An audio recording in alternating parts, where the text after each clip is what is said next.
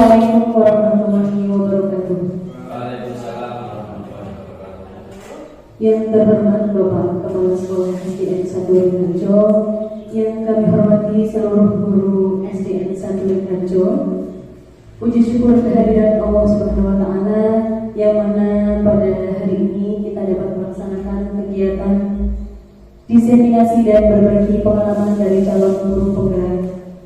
Semoga pada hari ini kita dapat mendapatkan manfaat dari kegiatan hari ini. Salawat serta salam kami aturkan kepada junjungan kita Nabi Agung Muhammad SAW. Di qaulina Allahumma sholli ala sayyidina Muhammad. Semoga senantiasa kami mendapatkan syafaatul ummahnya di hari kiamat. Amin amin Allahumma.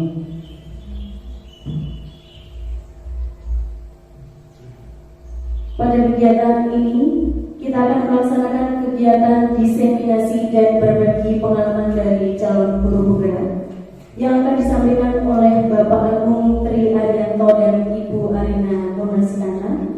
Untuk yang pertama kepada Bapak Agung Tri Arianto kami persilakan.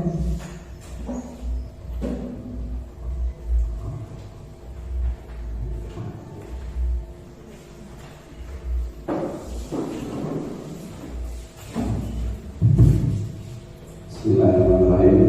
Assalamualaikum warahmatullahi wabarakatuh.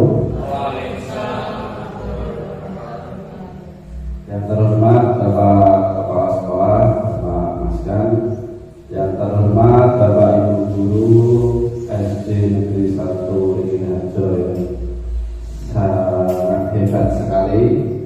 Pertama, mari kita panjatkan puji syukur kepada Allah Subhanahu wa Ta'ala, di mana sudah melimpahkan rahmat hidayahnya kepada kita, diberi kesehatan, diberikan kenikmatan, kita dapat melaksanakan kewajiban dan tanggung jawab kita sebagai seorang guru. Selanjutnya, sholawat serta salam kita haturkan kepada junjungan kita Nabi Muhammad SAW, di mana kita selalu menantikan syafaatnya di akhir nanti. Baik Bapak Ibu, izinkan kami untuk berbagi pengalaman, berbagi ilmu. Di sini saya mengucapkan banyak terima kasih sekali sudah Bapak Ibu guru semua sudah meluangkan waktunya untuk hadir dalam kegiatan pagi ini, diseminasi dalam program guru penggerak. Langsung saja Bapak Ibu, ini saya mendapatkan tugas di modul 1, submodul 1.4, yaitu budaya positif.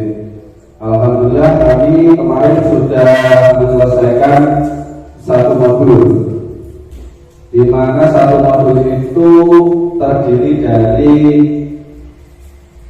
4 subtema atau submodul, dari modul 1.1 sampai 1.4. Nah, di sini di modul 1.4 kami mendapatkan tugas untuk mendiseminasikan atau menyebarkan pemahaman dan pengalaman dalam penerapan budaya positif di sekolah.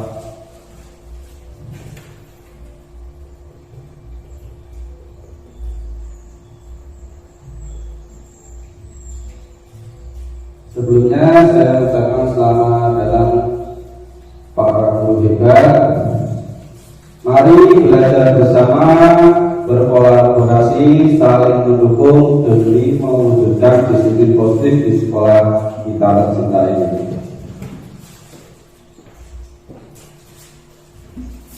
Konsep utama modul budaya positif. Yang pertama, perubahan paradigma belajar. Yang kedua, disiplin positif. Yang ketiga, kebutuhan dasar manusia. Yang keempat, motivasi perilaku manusia. Yang kelima, segitiga restitusi.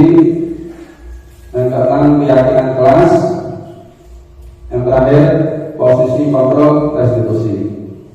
Nanti di sini kita akan membahas satu persatu konsep utama budaya positif. Di sini kita sharing aja ya, berbagi aja. Jadi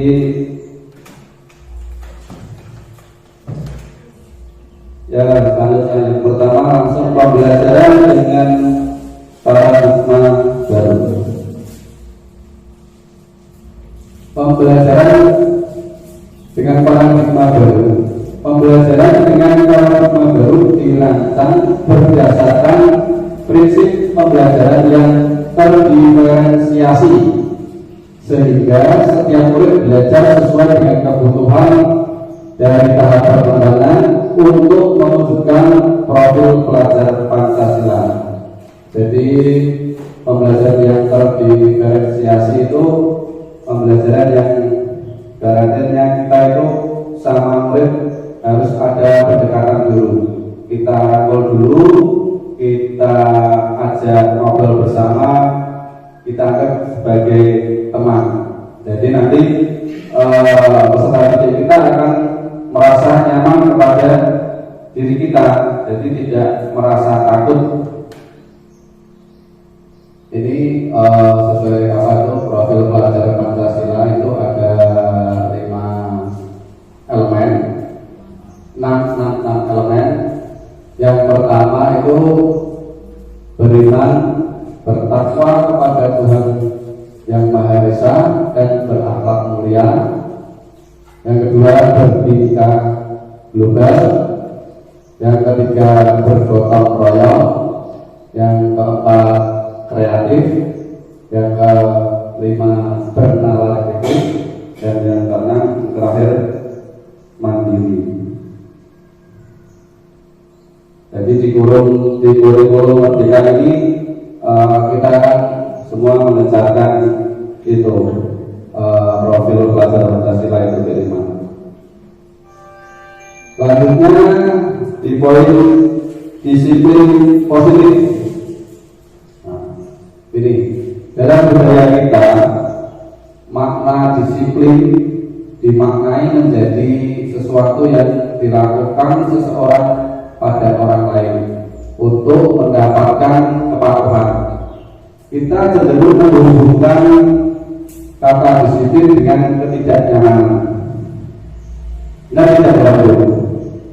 Dengan kalimat kata disiplin itu pasti kita merasa tidak nyaman, membuat anak tidak nyaman karena harus datang tepat waktu, harus dan lain sebagainya, harus ini pakai saat upacara harus pakai atribut lengkap, topi, dasi, seperti itu.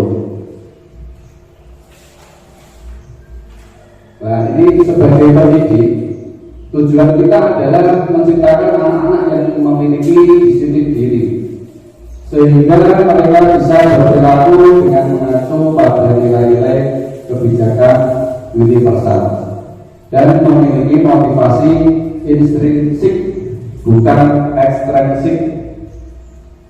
Motivasi intrinsik itu datang dari dirinya sendiri, dari dalam, dari kesadaran murid kita, bukan dari lingkungan luar atau ekstrinsik. Jadi membuat anak itu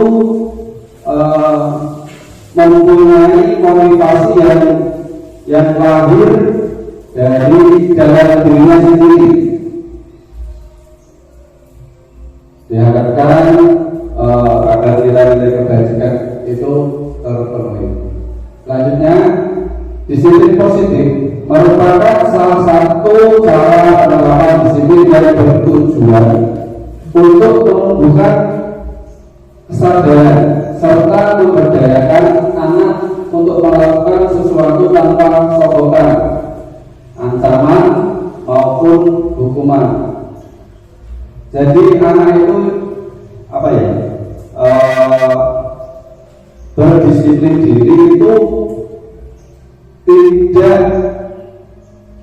tanpa ada paksaan atau sokongan yang biasanya berupa reward, hadiah dan lain-lain itu kan, maupun apa itu ancaman, diancam, wah sesok nak orang gerak mana harus berdiri di depan yang bendera, hormat sama bendera. Itu namanya kan ancaman. Berarti intinya di disiplin positif ini kita sebagai guru harus bisa memunculkan disiplin positif pada diri anak, yaitu dari dalam dirinya sendiri. Selanjutnya kebutuhan dasar manusia. Nah ini kebutuhan dasar manusia yang pertama, bertahan hidup. Nah, pasti manusia kan kebutuhannya kan pasti juga untuk bertahan hidup. Bertahan hidup itu ya kita bekerja, mencari nafkah, untuk makan, untuk kebutuhan sehari-harinya. Terus yang kedua, kebutuhan kasih sayang dan rasa diterima. Jadi anak itu kebutuhan kasih sayang itu perlu. Di sini ada contohnya ya, untuk murid kita di kelas 6 ya, bagian itu siapa, Fauzan. Itu kan dia kebutuhan kasih sayangnya kurang. Jadi ya kita sebagai guru ya harus bisa tahu di posisinya Fauzan itu. Jadi kasih sayang itu penting. Jadi rasa diterima juga penting. Selanjutnya penguasaan. Jadi penguasaan itu juga merupakan kebutuhan dasar. Jadi untuk diakui di lingkungannya, untuk diakui di komunitasnya atau di kelas, kalau anak itu kan pasti setiap kelas itu pasti ada anak yang pengen menguasai kelas, menangan diri, nakal diri, apa wae kancane diamalin disalahi. Itu namanya penguasaan. Yang keempat, kebebasan.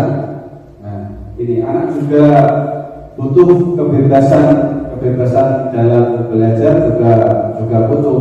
Jadi anak itu tidak selalu tertekan dengan tugas-tugasnya, dengan PR-nya. Jadi kita juga memikirkan kebebasan juga. Yang kelima, kesenangan. Nah, kesenangan ini juga sangat penting sekali untuk istilah kita itu untuk merefreshkan otak kita, merefreshkan pikiran kita. Jadi senangnya ya kalau kita kan jalan-jalan dikasih kemana, banyak tugas, banyak pekerjaan, kita butuh kesenangan juga. Selanjutnya motivasi perilaku manusia. Motivasi merupakan dorongan yang timbul dari diri seseorang secara sadar atau tidak sadar untuk melakukan suatu tindakan dengan tujuan tertentu. Nah, jadi motivasi itu merupakan dorongan secara sadar atau tidak sadar. Yang pertama itu menghindari ketidaknyamanan dari hukuman. Contohnya ini, murid melakukan disiplin diri karena ia takut dihukum. Ini merupakan motivasi ekstrinsik tadi yang sudah saya jelaskan di awal tadi, tadi kalau motivasi ekstrinsi kan yang timbul dari luar diri kita atau lingkungan kita.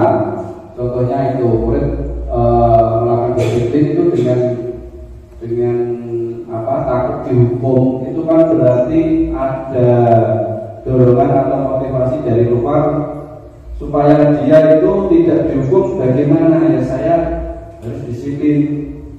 Contohnya tadi saat upacara seandainya tidak memakai topi ataupun dasi, nanti berdiri di depan, ataupun yang datang terlambat nanti duduk dulu di depan kelas, seperti itu. Jadi si anak itu melakukan disiplin itu karena paksaan dari luar, karena ada ancaman tadi dari luar. Selanjutnya mendapatkan imbalan atau penghargaan dari orang lain yang tadi. Jadi dia itu melakukan disiplin sregep itu karena dia ingin mendapatkan imbalan atau penghargaan. Murid melakukan disiplin diri karena dia ingin mendapatkan imbalan. Nah, ini juga merupakan motivasi ekstrinsik, ya, motivasi yang dorongan dari luar. Jadi dia melakukannya disiplin itu dia dapat hadiah atau dia mendapatkan nanti sanjungan atau pujian dari Bapak Ibu guru. Selanjutnya menghargai nilai-nilai kebajikan diri disiplin. Nah ini murid melakukan disiplin diri karena ia sadar akan kebajikan dirinya. Ini motivasi yang datang dari dirinya sendiri atau intrinsik. Jadi ini tugas kita untuk menanamkan dalam murid kita untuk dia itu berdisiplin diri itu sadar sendiri dari hatinya sendiri, tidak ada ancaman, tidak ada paksaan, tidak ada rasa ketakutan. Jadi anak itu akan tertanam dengan sendirinya disiplinnya.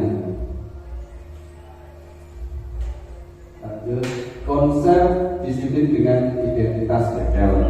Ini yang identitas legal dulu. Disiplin dengan identitas legal. Yang pertama hukuman. Hukuman itu pasti di pikiran kita kan menyakitkan. Hukuman kalau dihukum itu pasti tidak enak. Nanti disuruh berdiri di lapangan panas, tidak enak.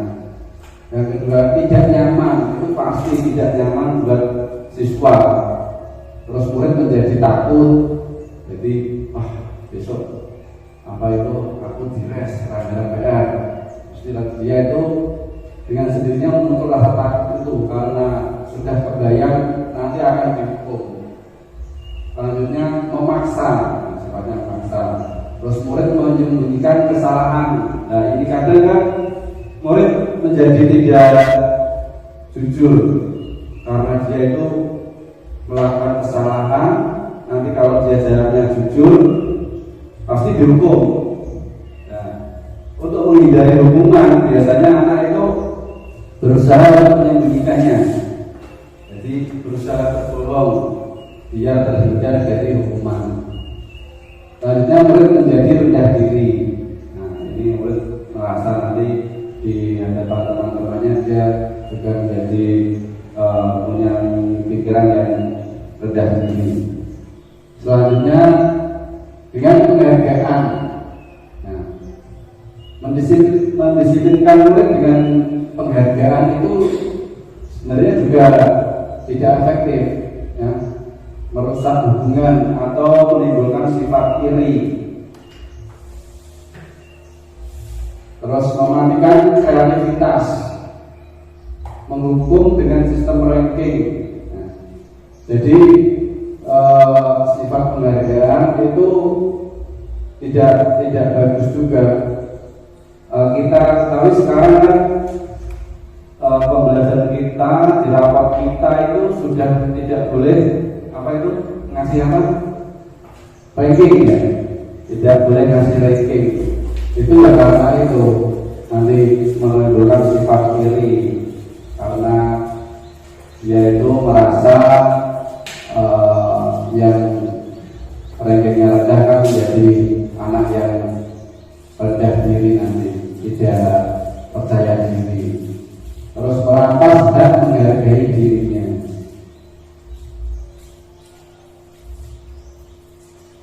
Selanjutnya konsep disiplin dengan identitas sukses. Nah, ini yang dengan penerapan disiplin dengan identitas sukses itu yang pertama konsekuensi. Konsekuensi itu berdampak pada penguatan jangka pendek. Jadi konsekuensi itu seperti contoh ada siswa di dalam kelas itu tidak sengaja dia menumpahkan minumannya. Konsekuensinya apa kira-kira itu? Ya, membersihkan tumpahan airnya. Nah, di situ muncul konsekuensinya. Penguatan jangka pendeknya itu yaitu muncul sendiri langsung. Yang kedua, perlu monitoring berkelanjutan. Nah, ini ya juga tugas kita untuk selalu memonitoring atau mengawasi, mendampingi anak-anak kita untuk berdisiplin diri itu. Terus stimulus dan respon. Jadi seperti anak tadi yang menumpahkan air minum temannya, pasti ada responnya pasti nanti meminta maaf atau membersihkan tumpahannya tadi, seperti itu. Selanjutnya murid menghormati peraturan. Jadi kalau di sekolah kita punya peraturan harus masuk sekolah pagi jam 7. Nah, jadi anak itu sudah mempunyai konsekuensi kalau saya harus datang sekolah sebelum jam 7. Atau lagi membuang sampah tidak boleh sembarangan. Konsekuensinya apa nanti? Nah, nanti ambil sampah yang berserakan 10. Nah, dia itu nanti kan akan menyampaikan seperti itu. Selanjutnya kehilangan waktu untuk merenungi kesalahan. Jadi dia itu yang tadi jangka pendek tadi, dia itu melakukan kesalahan, langsung dia berkonsekuensinya itu langsung memperbaiki, langsung mencari responnya itu bagaimana, kan seperti itu. Jadi tidak ada waktu untuk dia itu merenungi kesalahan tadi sampai rumah seperti ini. Kalau seandainya tidak langsung dia melakukan respon, pasti dia akan di rumah akan terbayang-bayang, pasti ketakutan. Besok mesti diseneni Pak Guru nih, karena seperti ini belum tak bersihkan, karena saya tadi membahkan minum teman tidak saya bersihkan, pasti saya besok akan dimarahi Pak Guru, seperti itu. Nah, ini dengan restitusi. Nah, murid bertanggung jawab untuk perilakunya. Murid pasti akan bertanggung jawab dengan perilakunya. Hanya fokus pada pemecahan masalah jangka pendek, jangka panjang. Nah, murid menghormati dirinya dan orang lain. Teori kontrol atau dirinya memegang kontrol. Murid menjadi bersemangat memperbaiki kesalahan. Selanjutnya konsep disiplin dengan pendekatan restitusi. Sebuah cara untuk menanamkan disiplin pada murid. Yang pertama itu pengertian restitusi. Saya juga baru mendengar kata restitusi ini saat saya itu mengikuti program guru bergerak ini. Mungkin Bapak itu sudah pernah mendengar ataupun sudah paham tentang restitusi? Belum, baru sekarang ya. Katanya itu asing sekali. Saya juga restitusi itu apa? Tidak mudah restitusi itu apa? Nah, ternyata restitusi itu sebuah kata yang dipakai untuk mendeskripsikan anak. Dan ini pengertiannya, restitusi adalah proses menciptakan kondisi bagi murid untuk memperbaiki kesalahan mereka, sehingga mereka bisa kembali pada kelompok mereka dengan karakter yang lebih kuat lagi. Ini menurut Bosen tahun 2004. Jadi murid memperbaiki kesalahan, langsung memperbaiki dan bisa kembali ke kelompoknya, diterima di kelompoknya dengan karakter dia yang lebih kuat lagi, lebih tinggi lagi, seperti itu. Ini ciri-ciri restitusi. Nah, yang pertama, bukan menebus kesalahan, namun belajar dari kesalahan. Jadi anak itu enggak nebus salahnya, tapi belajar dari kesalahan untuk menjadi lebih baik lagi. Selanjutnya memperbaiki hubungan. Jadi sesama teman itu perlu hubungan. Jadi apa itu rasa persaudaraan, rasa pertemanan juga perlu diperbaiki. Selanjutnya tawaran bukan paksaan. Jadi kita tawarkan dulu kepada anak, bukan langsung kita paksa. Seperti apa itu nanti di kemarin saya sudah mencoba melakukan restitusi dengan kasus anak itu yang kemarin ya bertengkar sama temannya. Itu saya mencoba dengan menerapkan restitusi ini. Selanjutnya menuntut untuk melihat ke dalam diri, mencari kebutuhan dasar yang mendasari tindakan, fokus pada karakter bukan tindakan, menguatkan dan fokus pada solusi. Di sini perbedaan hukuman, konsekuensi, dan restitusi. Contoh kasus ini siswa tidak mengerjakan PR. Hukuman, guru menghukum murid tersebut dengan menyuruh hormat selama 10 menit, itu namanya hukuman. Terus guru marah-marah, disenangi terus di pentelan itu ya. Nah, murid menjadi takut. Yang kedua, konsekuensi. Guru memberikan konsekuensi untuk mengerjakan PR-nya saat istirahat atau dikerjakan sebanyak 3 kali lipat. Biasanya kita dulu kan kalau anak tidak mengerjakan PR, kadang ada yang langsung dikerjakan sana di luar sendiri. Ada yang nanti kalau istirahat dikerjakan, tidak boleh istirahat, masih di dalam kelas dulu, PR-nya diselesaikan. Atau ada yang ngasih apa itu konsekuensi untuk mengerjakan 3 kali lipat. Nah, seperti itu.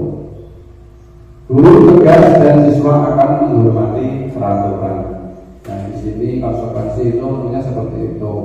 Nah, siswa jadi menghormati dan peraturan.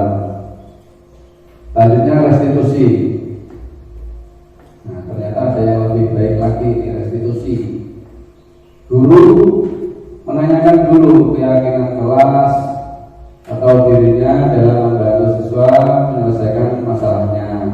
Jadi ada pendekatan dulu, kita secara halus dulu, didalami dulu, menanyakan dulu, terus baru kita mencari solusi yang terbaik. Guru terbuka dan siswa menghormati dirinya dan orang lain.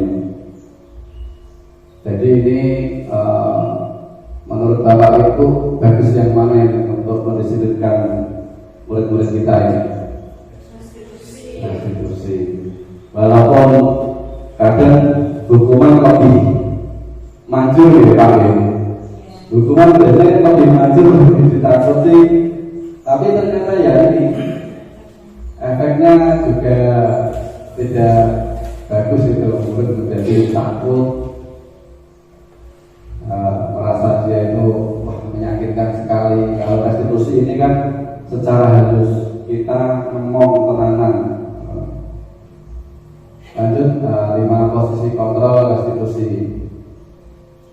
Yang pertama hukuman, yang kedua membuat rasa bersalah, yang ketiga sebagai teman, selanjutnya sebagai pemantau, yang terakhir sebagai manajer. Kira-kira menurut Bapak Ibu kita di posisi yang mana ini? Saat ini kita posisi yang ada di mana ini? Ya, kadang mendukung dan teman. Kalau saya terus terang kemarin di posisi mendukung terus, karena yaitu kalau ini mendisiplinkan anak itu mandiri ya kalau hukuman. Tapi setelah saya dapat ilmu ini, ternyata saya banding-bandingan dan ternyata efeknya sedang ya, ternyata seperti ini. Jadi harus pakai yang lebih, cara yang lebih bagus lagi. Itu tadi yang berdekatan dengan restitusi tadi. Nah ini penghukum seperti tadi membuat anak itu merasa takut, merasa tidak nyaman, membuat rasa bersalah. Jadi kita ya menanyakan murid, jadi biar dia itu merasa bersalah. Tadi kamu kenapa menempatkan minum temanmu itu perbuatan baik apa tidak, seperti itu. Terus kita sebagai teman ya kita sama murid itu pendekatan secara halus biar anak itu merasa nyaman pada kita. Seperti Pak Ki itu kalau sama anak-anak itu pada suka, pada manja-manja, pada gedeng-gedeng, seperti itu. Selanjutnya sebagai pemantau, kita harusnya selalu memantau perkembangan peserta didik kita juga. Yang terakhir sebagai manajer ini mengatur semuanya. Selanjutnya contoh 5 posisi kontrol restitusi. Jadi contoh kasusnya siswa tidak memakai atribut lengkap saat upacara. Hukuman penghukum ini pasti dia akan patuhi aturan sekolah, lalu berdiri di depan barisan, seperti itu. Jadi kasusnya anak itu tidak memakai atribut, penghukum kalau kita sebagai penghukum pasti kita ya seperti itu, langsung kamu nanti berdiri sendiri di barisan yang lain, atau nanti setelah upacara kamu tidak boleh langsung masuk kelas dulu. Jadi itu kita sebagai penghukum. Membuat rasa bersalah, seperti ini beberapa kali guru harus memberitahu kamu, guru kecewa sama kamu. Nah, seperti itu nanti anak-anak akan berpikir sendiri dan mempunyai rasa bersalah. Dan itu kita sebagai guru dalam membuat siswa itu merasa bersalah pada diri. Terus kita sebagai teman, jadi kalimatnya ya ayolah yang tertib, guru bangga, bapak guru bangga. Kali ini tidak apa-apa, kamu salah, tapi lain-kali jangan sampai diulangi lagi.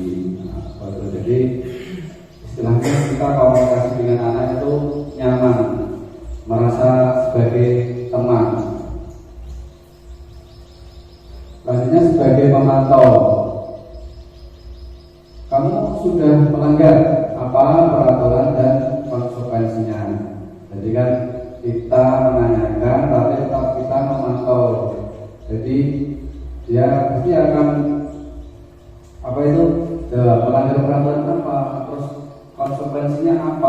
kan seperti itu.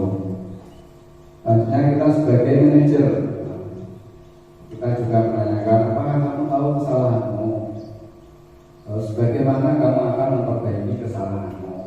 Jadi ini menanyakan dulu, juga mencari solusinya. Selanjutnya keyakinan kelas. Nah, ini mungkin Bapak Ibu guru juga sudah tahu ya keyakinan kelas itu. Sudah tahu belum ya? Saya juga dapat ilmu ini juga baru saja, keyakinan kelas. Jadi mengapa harus keyakinan kelas? Mengapa tidak peraturan? Ternyata keyakinan kelas itu dibuat di kelasnya masing-masing. Jadi dibuat dengan melibatkan siswa langsung, murid kita langsung. Jadi murid kita ditanya, keyakinan kelas kita apa sebagai anak? Tidak boleh makan di dalam kelas Pak selama pelajaran. Jadi anak-anak itu ditawarkan, tidak boleh buang sampah di laci meja. Nah, kalau anak-anak dilibatkan seperti itu, terus Bapak Ibu gurunya memantau, itu pasti anak-anak akan merasa ingat terus, yaitu tadi saya mengusulkan ini tidak buang sampah di laci. Pasti anak-anak teringat terus dan akan meyakini itu tadi keyakinan kelas yang sudah dibuat bersama, disepakati bersama. Mengapa tidak peraturan? Nah, seperti itu. Bedanya keyakinan sama peraturan itu, kalau keyakinan kelas itu apa ya? Dibuat melibatkan siswa langsung. Kalau peraturan kan biasanya dibuat langsung dari pihak sekolah. Nah, ini pertanyaan pematik. Yang pertama, mengapa kita memiliki peraturan tentang penggunaan helm pada saat mengendarai roda 2 atau motor? Ada yang tahu Bapak Ibu mengapa? Mengapa kita selamatan? Nah, biar selamat. Jadi ada peraturan tentang penggunaan helm. Boleh, dia tidak kelihatan jelek.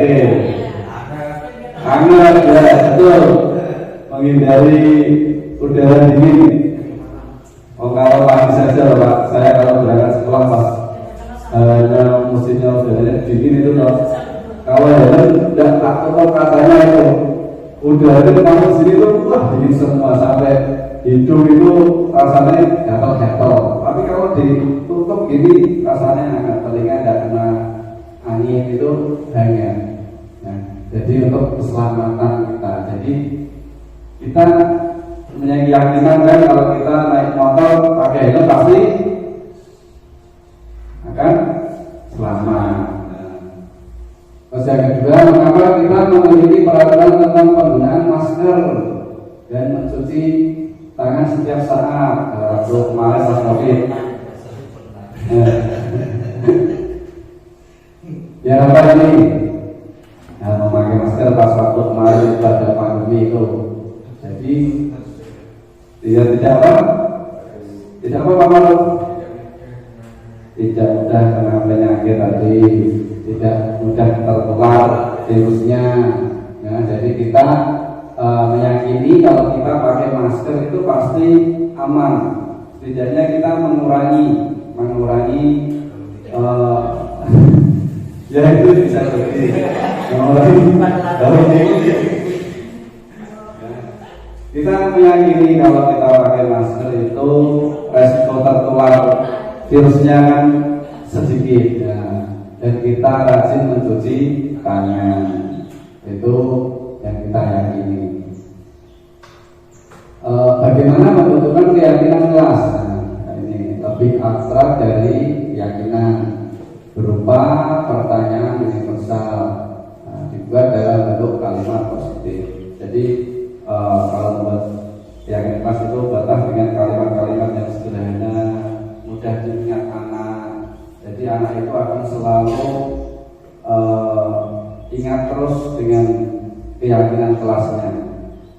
sebenarnya juga dengan Bapak Ibu sangat-sangat bagus sekali kalau kita bisa bersama-sama menerapkan setiap guru kelas kita untuk menerapkan kegiatan kelas. Jadi nanti kita kasih kertas apa yang lama besar itu ya. Nanti anak-anak dikasih kertas kecil-kecil post-it itu untuk menulis sendiri keyakinan kelasnya.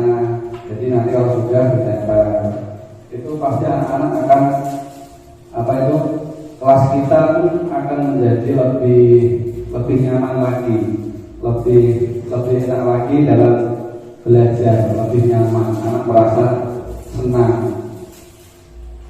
Jadi tidak terganggu dengan keusilan teman atau lainnya.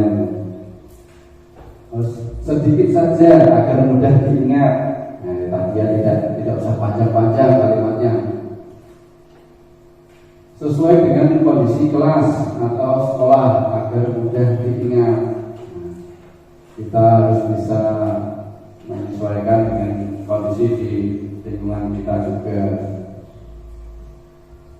Semua warga kelas atau sekolah dilibatkan saat membuat tadi, melibatkan anak-anak juga. Jadi semua kita libatkan dalam menentukan atau pembuatan keyakinan kelas. Ini segitiga restitusi yang ini yang tadi saya itu sangat-sangat asing sekali dengan kata restitusi itu. Nah ini ternyata segitiga restitusi itu yang pertama itu menstabilkan integritas, yang kedua validasi tindakan yang salah, yang ketiga menanyakan keyakinan.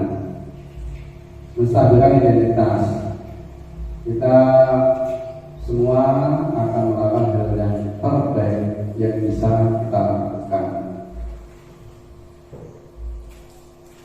Jadi kita yang kedua itu validasi tindakan yang salah. Semua perilaku pasti mempunyai atau memiliki alasan. Seperti kasus yang tadi, nanti bisa berikutnya kayak ada. Dan terakhir menanyakan keyakinan. Kita semua memiliki motivasi internal.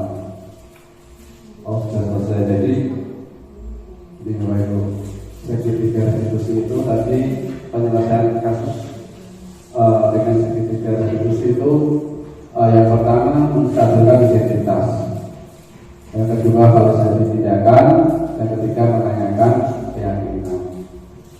Di sini saya punya video yang kemarin saya ambil sebagai tugas di modul berapa ya kemarin? 1.4 ya.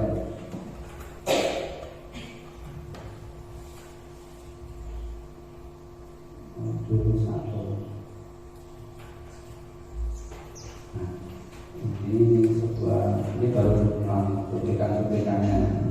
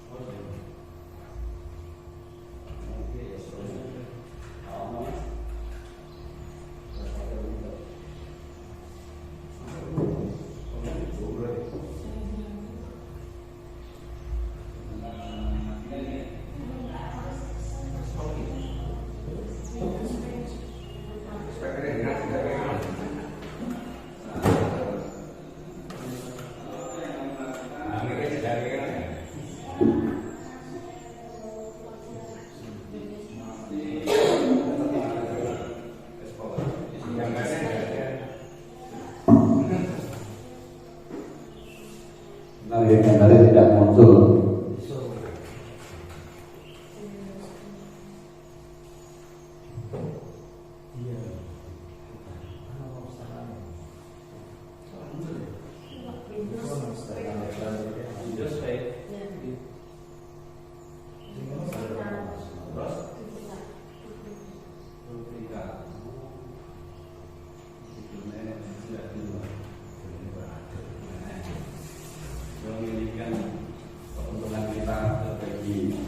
ilmu tarik dari. Nah ini saya kemarin mencoba menyelesaikan kasus.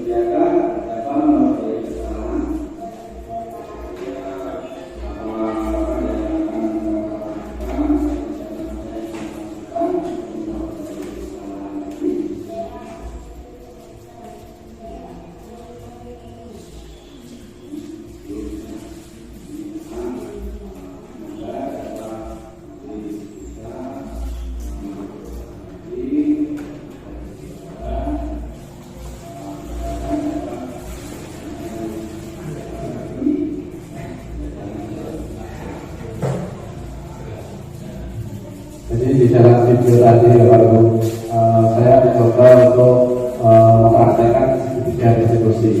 Jadi tadi kasus anak tadi bertengkar dengan temannya, saya coba untuk menyelesaikannya dengan menerapkan segitiga distribusi. Yang pertama itu menstabilkan identitas, jadi menanyakan dulu. Terus yang kedua itu validasi tindakan. Jadi tindakan apa yang sudah dilakukan anak tadi, dan anak tadi pasti juga mempunyai alasan. Terus yang terakhir itu menaikkan keyakinan. Jadi yaitu melanggar keyakinan apa, keyakinan kelas apa yang sudah disepakati, apa yang kamu melanggar, seperti itu Bapak Ibu.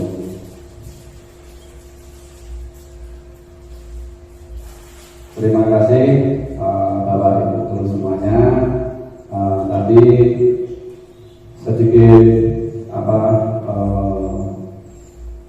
pengalaman atau kita sharing tentang dari diseminasi dalam penerapan budaya positif di sekolah kita. Terima kasih Bapak Ibu guru, kurang lebihnya saya mohon maaf. Semoga ilmu tadi menjadikan kita lebih baik lagi, bermanfaat untuk kemajuan pendidikan di sekolah kita. Assalamualaikum warahmatullahi wabarakatuh.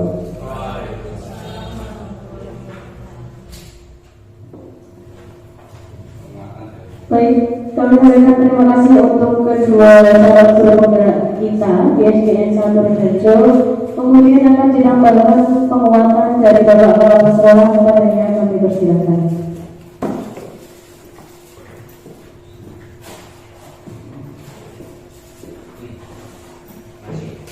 Assalamualaikum warahmatullahi wabarakatuh. Saya memberikan beberapa hal yang berkaitan dengan adanya ini guru bergerak. Ini sebetulnya sepertinya saya mengingatkan pada waktu itu menempuh pendidikan yaitu di sekolah guru olahraga. Mungkin Pak Giono malah SPG itu sekolah pendidikan guru. Jadi ini dulu namanya pedagogi dengan yang satu psikologi pendidikan. Jadi seakan-akan saya mengikuti ini, hati saya itu ke buku dulu. Jadi seakan-akan mengingatkan kembali, membuka lembaran kembali yang dulu pernah saya terima. Hanya itu di sini sudah dikemas lebih sesuai dengan zamannya sekarang. Kalau dulu guru itu sudah diberi bagaimana cara mendidik siswa itu dengan lemah lembut, dengan sopan santun dan sebagainya. Tapi pengaruhnya itu ada anak siswa dari keluarga yang tidak terupeni atau jajaran namanya. Nah itu mangani anak seperti bandel dan sebagainya, itu akhirnya ilmu yang didapat itu hilang, sehingga kesabaran tidak ada. Akhirnya ya memberi hukuman yang berat. Itu pernah dialami guru-guru dulu. Tapi kalau sekarang sudah ada penanganan secara kekeluargaan, kemudian secara pribadi, kemudian ada lemah lembutnya, jadi kasih sayangnya kepada siswa sangat bagus ya, sangat bagus. Sehingga harapan pemerintah memang untuk anak-anak zaman sekarang itu koyo-koyo dilelo-lelo, gampangannya itu ya. Jadi pendidikan sekarang itu tidak kekerasan, tapi dengan beberapa hal yang sangat mendasar, yang sangat penting. Jadi sesuai dengan perkembangan zaman sekarang, mungkin orang kalau di loke mesti nari loke radio banter, mesti keluar hati ini, mesti. Nah itu sudah sesuai. Sehingga dengan cara yang jitu, mereka ke arah situ tidak akan tersinggung. Itulah. Maka untuk anak-anak harapan bangsa yang sekarang ini itu memang perlu kita pinter-pinternya di dalam mengarahkan atau menuju satu titik yang diutamakan, sehingga dalam pembelajaran terutama di SDN 1 Harjo ini akan berkembang, ya, akan tumbuh dan berkembang, sehingga masyarakat di sekitar kita akan percaya. Ya. Dulu itu meh ditutup, saiki wong gurunya wis dadi ana sing PSP dan sebagainya. Ini nanti masyarakat akan berubah. Perubahan kan mutlak ya. Mudah-mudahan doa kita dengan adanya pertemuan ini membawa suatu hikmah yang sangat tinggi, ya, sangat berharga. Mudah-mudahan Allah mengabulkan. Demikian beberapa hal yang saya bisa sampaikan, termasuk ini adalah pelaksanaan sosialisasi. Ya itu yang penting kita sudah bisa berjalan sesuai dengan harapan dan jadwalnya. Ya. Terima kasih. Saya ucapkan wassalamualaikum warahmatullahi wabarakatuh.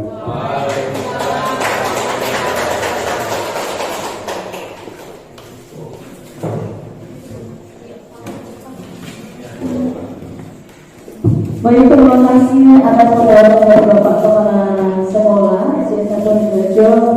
Demikian acara kegiatan diseminasi dan berbagi pengalaman di SDN 1 Harjo dari calon guru penggerak kita. Semoga atas kegiatan hari ini mendapatkan kebermanfaatan untuk kita semua, untuk kemajuan kualitas pendidikan di Indonesia, khususnya di SDN 1 Harjo. Saya pribadi mohon maaf apabila ada tutur kata yang kurang berkenan. Akhirul kalam, wassalamualaikum warahmatullahi wabarakatuh.